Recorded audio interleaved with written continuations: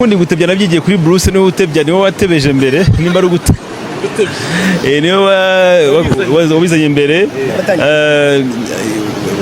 agaca no mu gikara kabinyigisha so rero nagerageje kubahiriza homework yampaye and yeah that's what happened.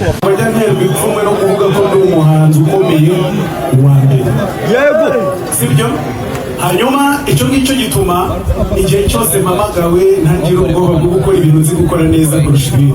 Ni nabyo nzakora ku itariki ya mbere. Umwaka wa 2025 urarangiye. Kigali irahiye, ese ninde utabaye? Ninde washotowe? Ninde washotoye?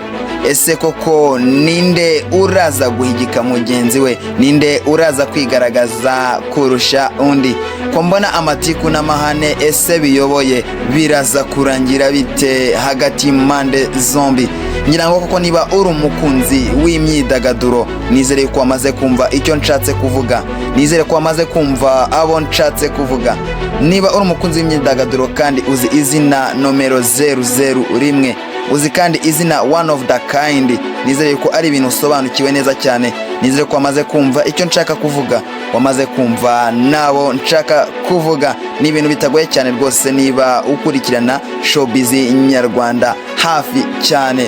Izina Munyakazi naryo ni izina twamenyereye, tumenyera n'izina Igisamagwe. Ese muri rino shyamba turimo rya industry y'umuziki mu Rwanda, Igisamagwe kiraza kuyobora, kiraza gukonfirma, cyangwa Munyakazi araza gukora koko akoroboze birangire ariwe uyoboye showbiz nyarwanda muri runo ruhando rw'imiziki mwese mwikundira? Mbanje kugusuza wowe ukurikiye Iwacu Topic, mbanje kukubwira ngo Noheli nziza n'umwaka mushya muhire. Mbanje kukubwira ngo komeza ugubwe neza mu gihe turi gusoza umwaka. Umwifurije gukomeza kurindwa nihoraho kugira ngo dusozanye uyu mwaka dutangire, ubundi dutangiye tureba bano bagabo bombi uko ari babiri bahanganye. Ese ubundi byatangiriye hehe? Ngwaye ikaze kuno muyoboro w'ibiganiro byacu, ibyegeranyo ndetse n'amakuru agezweho no mu Rwanda. Nge nitwa Fix, ninge tugiye kubana muri kino kiganiro. Tugiye kurebera hamwe ese ubundi Bruce Melody na The Ben imibare ibagaragaza nk'ahari bantu ki ku mbuga nkoranyambaga. Ndagira ngo twigarukire ku rubuga rwa YouTube cyane, turebe kuri Instagram, ariko ndashaka yuko dutinda ku rubuga rwa YouTube. Niturangiza turebe kuri Audiomack ho gatoya. Ni ibintu tutaraza gutindaho, maze ubundi twirebere ku bukaka n'ubushongore bw'abano bagabo. Turebe ese ibi bintu byatangiye bite? Ninde washotoye undi?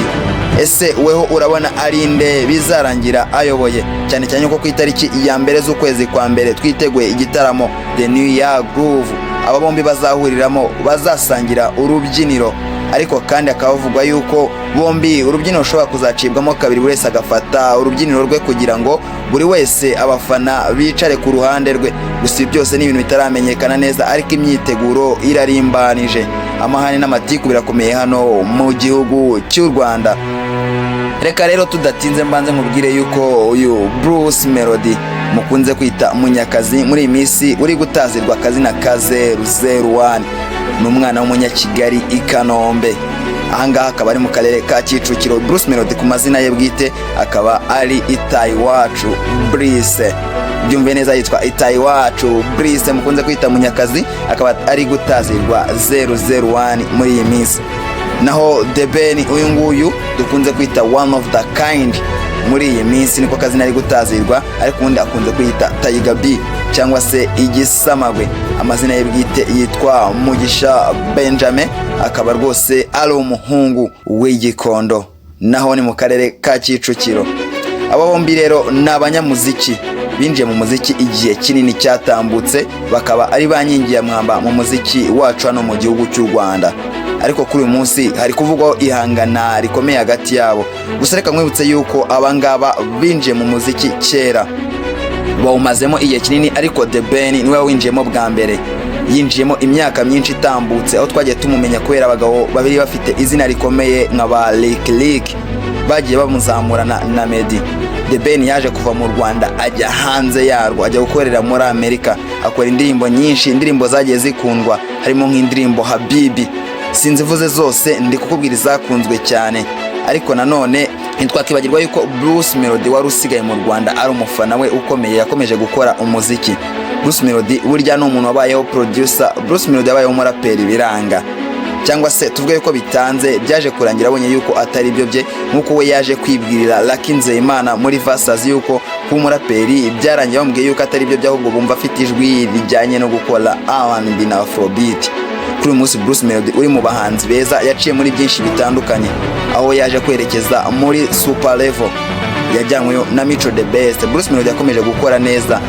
Bruce Melody yaje kwegukana igihembo cya Primus Guma Guma Superstars, cyari giri mu bikomeye mu Rwanda ubwo cyari kigihari, kitabirwaga n'abahanzi bakoreraga no mu gihugu cy'u Rwanda.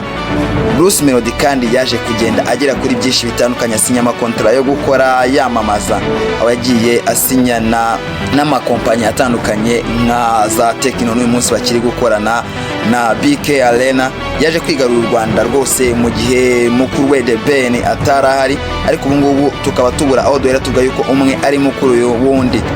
Tubita bakuru na barumuna iyo turebeye ku myaka, ariko iyo turebeye ku bihangano tubura uko turuca. Uyu munsi nk'abari byo niyemeje yuko tuganira hano ku muyoboro wacu Iwacu Topic.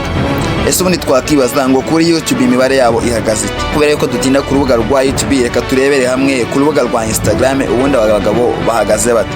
Ku rubuga rwa Instagram uyu Mugisha Benjamin uzwi nka The Ben aherutse kuzuza aba followers cyangwa abamukurikirana bangana na 1 miliyoni. Bivuze ngo kuri uyu munsi ni 1 miliyoni irenga abandi bake bataruzura ibihumbi 100.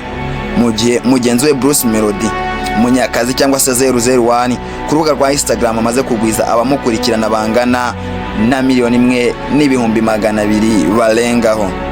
Kandi kuri Audiomack narwo n'urubuga rucuruza umuziki turaza gusanga umuntu bita Bruce Melody, indirimbo ye bita Katerina iyoboye n'abarenga 5 miliyoni n'ibihumbi 100, mu gihe The Ben indirimbo ye yita Habibi ariyo ndirimbo iyoboye n'abarenga 4 miliyoni. Aba nabagiye bayumva. Kandi ntango turagarukira aho ngaho honyine, turagera ku rubuga rwa YouTube aho turaza gusanga The Ben afite abamukurikira bangana n'ibihumbi 558 kuzamura. Ni mu gihe Bruce Melody abamukurikira ku rubuga rwa YouTube rucuruza umuziki n'abarenga ibihumbi 875, naho abarebye indirimbo za The Ben n'ibyashyize ku rubuga rwe rwa YouTube byose barenga 66 miliyoni. Ni mu gihe abarebye ibya Bruce Melody bose hamwe ku rubuga rwa YouTube barenga 129 miliyoni. Kandi indirimbo ya mbere yarebwe cyane ku rubuga rwa YouTube, indirimbo ya The Ben yarebwe cyane ni indirimbo bita Ni Forever, yarebwe n'abarenga 8 miliyoni.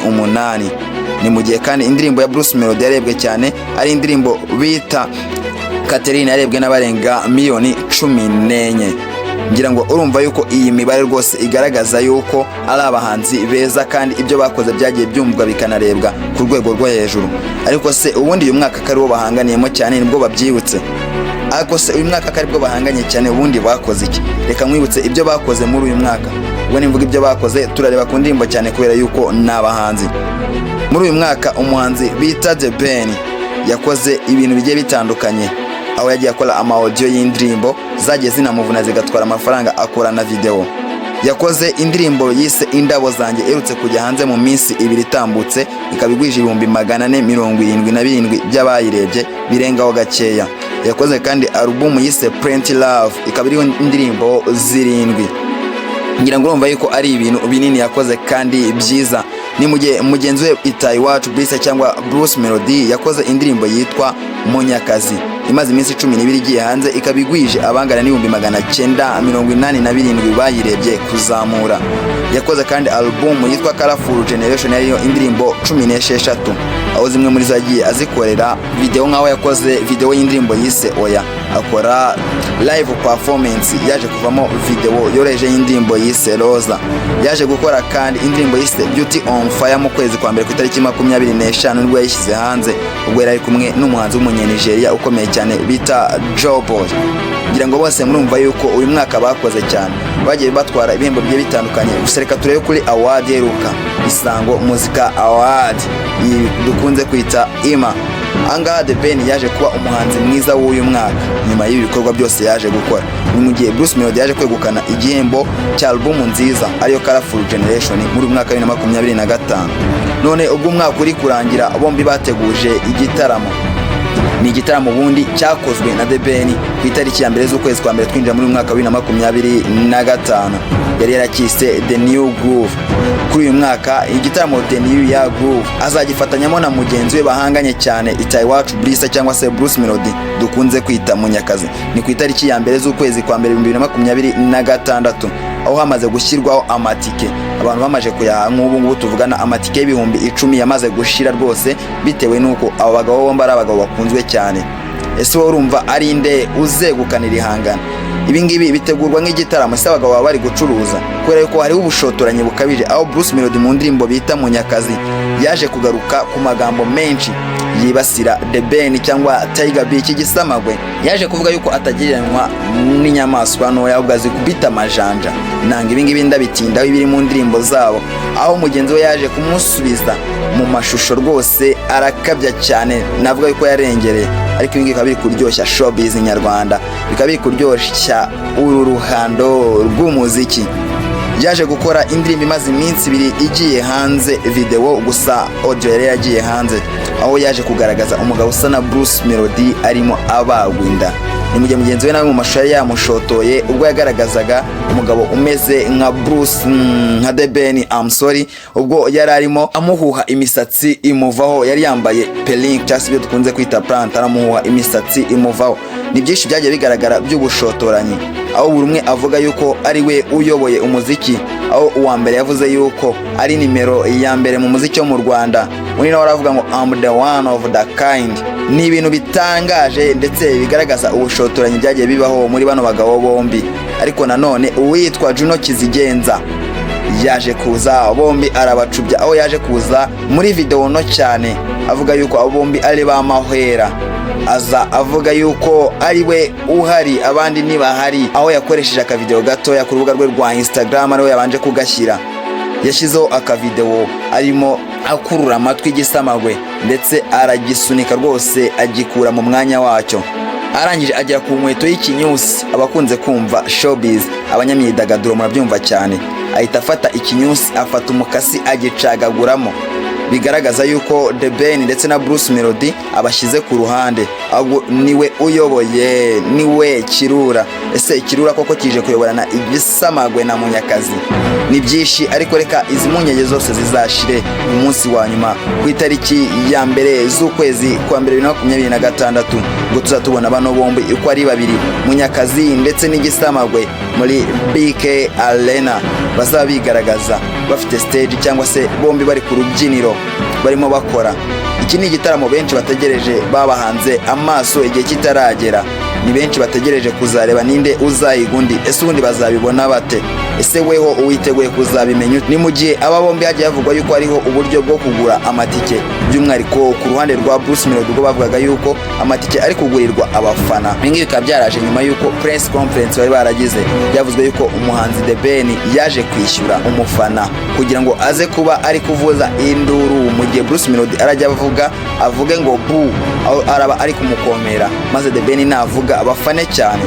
Nibwo rero nyuma yaho haje kumvikana yuko Coach Gael ndetse na CM Kenny ba 155 AM Bruce Melody abarizwamo barimo barishyurira abafana amatike kugira ngo bazahabe ku bwinshi, kubera yuko bivugwa yuko bashobora kuzafata urubyiniro rwa Bruce Melody rukarutandukanye n'urwa The Ben, maze abafana bakicara imbere ya buri mwanya w'uwo bafana. Gusa ibingibi ni ibintu byagiye bivugwa n'ababloga batandukanye, abarimo Dumba tutaza bakura amakuru, ariko kuri uyu munsi nango biraza kumenyekana ngo bizabyifashe bite.